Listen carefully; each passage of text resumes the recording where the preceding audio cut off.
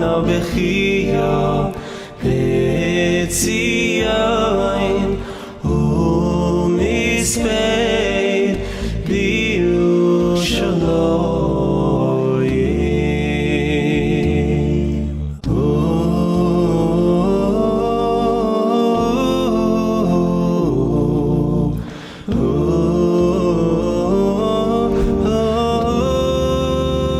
We're standing here in Warsaw, Poland, at the famous monument for the ghetto fighters, the Warsaw ghetto fighters, but we're standing on the opposite side of the famous part, because what we have here on the other side is the part with the fighters, but here we have the part with expulsion.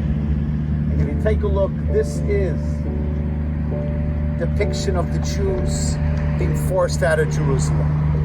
Tisha B'Av 70, almost 2,000 years ago. But if you take a look at the very far right-hand part, in the back pushing them out are German Nazis. Which started on Tisha B'Av, unfortunately had a continuity all the way through the Shoah. And so we now have the Kinah written by Rabbi Shimon Schwab, a rabbi who was born in Germany, 1908, Frankfurt am Main, who studied in many of the Eastern European yeshivot, like Telz and Mir, studied even with the Chafetz Chaim of Radin.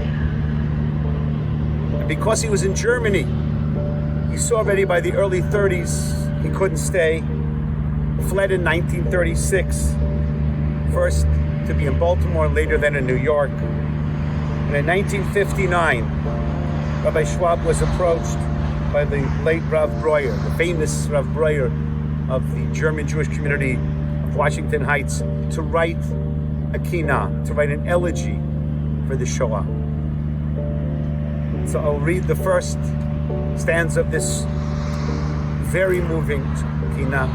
HaZocher maskirav dor kodoshav ume'et asher az bachartanu yizkor deira'on shel dor acharon oya mehayalanu. He who remembers those who remember him, each generation its holy ones, since the time you have chosen us. May he remember the gruesome fate of the last generation. And then the last stanza, El chai merachim adat chanachem asher lecha mo'od nichsefet or chadash tazriach kanei hod tatzmiach v'roch Elohim merachefet. O living God, merciful one, comfort your congregation that yearns for you so mightily. Let new light shine, let rays of glory grow, and may God's Spirit hover.